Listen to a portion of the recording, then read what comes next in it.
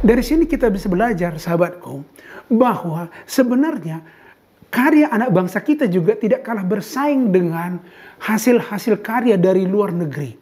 Tetapi memang selama ini kita sempat ada kesan inferior, atau ada rasa minder, atau ada merasa bahwa hasil karya anak bangsa ini itu selalu kelas kedua. Jadi sahabatku juga, apabila Anda ingin membuat perusahaan atau membuka usaha, tidak perlu merasa minder bahwa hasil karya kita itu pasti lebih buruk daripada yang datang dari luar negeri.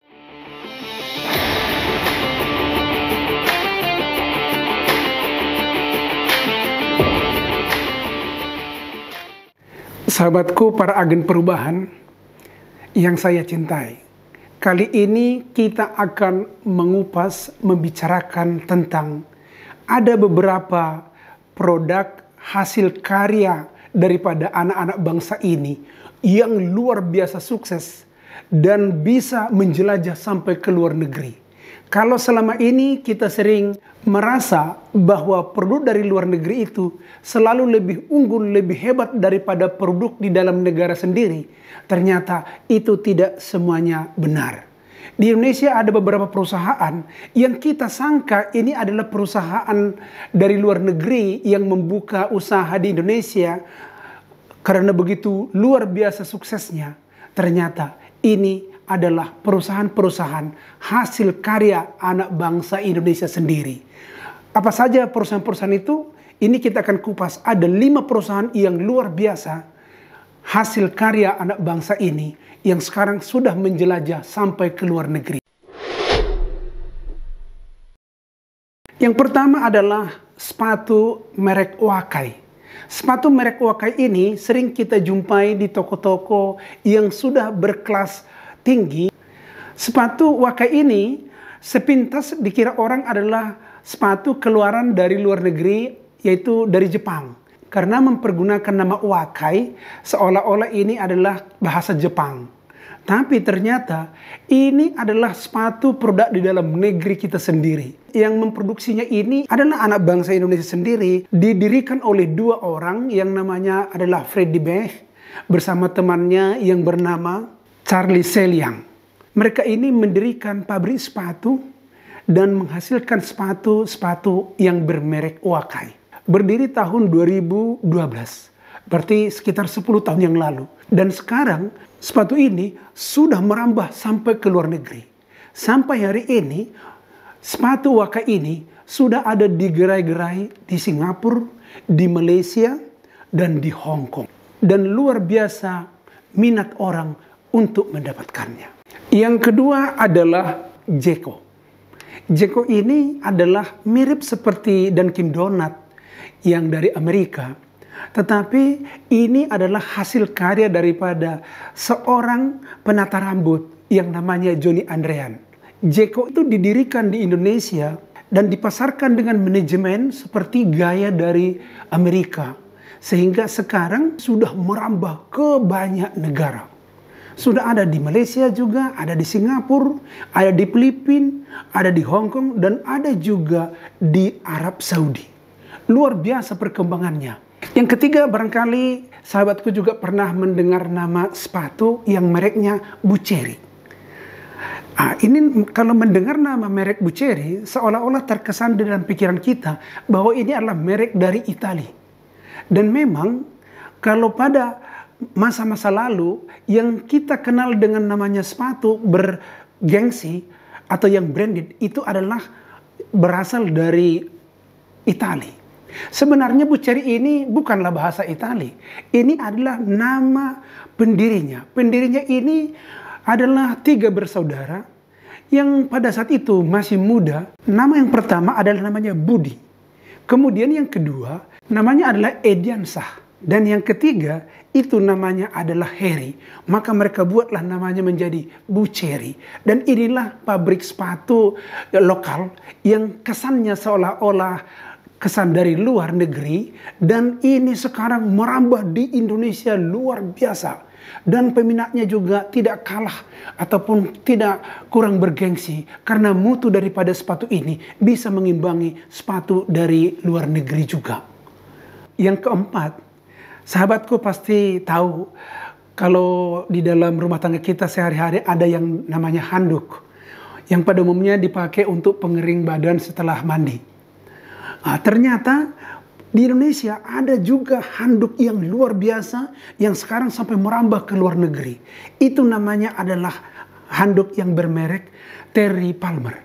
Sebenarnya handuk ini bukanlah produk dari luar negeri, tapi adalah produk dari dalam negeri. Awalnya ini didirikan di Palmerah, makanya disebut namanya dengan nama Palmer. Palmer itu artinya adalah Palmerah.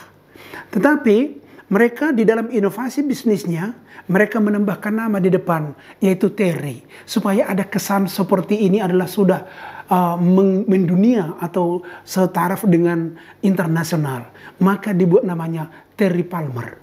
Terry Palmer ini pada awal didirikan, sebenarnya ini adalah bisnis rumahan yang biasa-biasa saja. Karena memang pada saat itu, kesan ataupun bayangan daripada pendirinya, handuk itu hanyalah sebagai alat pengering badan sesudah mandi. Dan mereka tidak pernah membayangkan bahwa handuk itu bisa juga didesain menjadi barang luks dan mengubah image orang yang memakainya.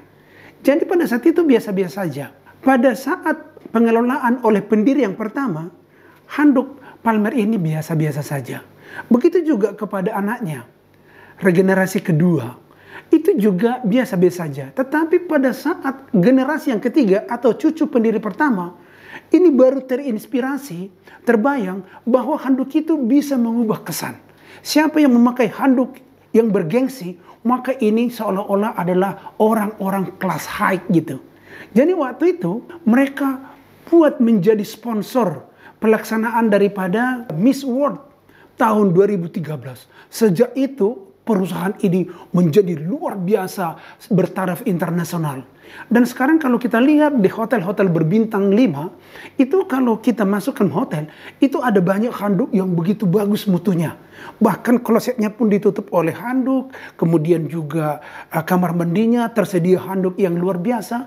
Dan ini adalah handuk-handuk yang mahal, bisa sampai 6 kali lipat daripada handuk biasa sebelum ini menjadi Terry Palmer yang ada sekarang. Ini juga adalah karya anak bangsa Indonesia.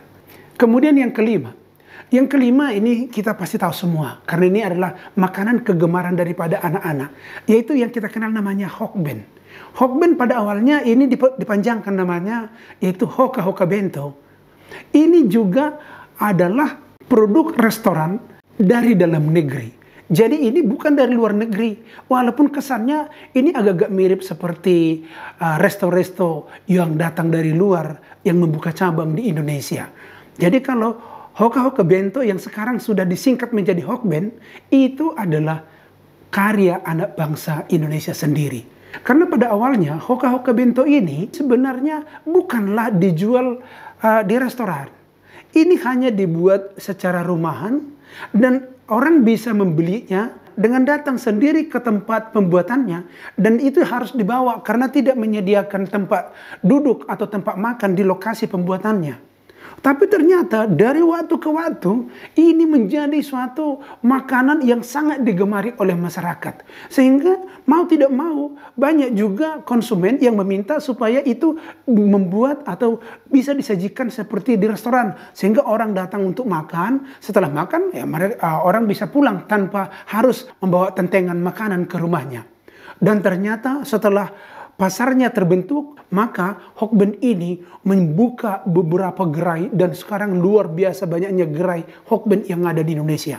Hampir semua anak remaja atau anak sekolah yang masih senang dengan makanan-makanan cepat saji itu menggemari Hokben ini. Jadi dari sini kita bisa belajar sahabatku bahwa sebenarnya karya anak bangsa kita juga tidak kalah bersaing dengan hasil-hasil karya dari luar negeri. Tetapi memang selama ini kita sempat ada kesan inferior atau ada rasa minder atau ada merasa bahwa hasil karya anak bangsa ini itu selalu kelas kedua.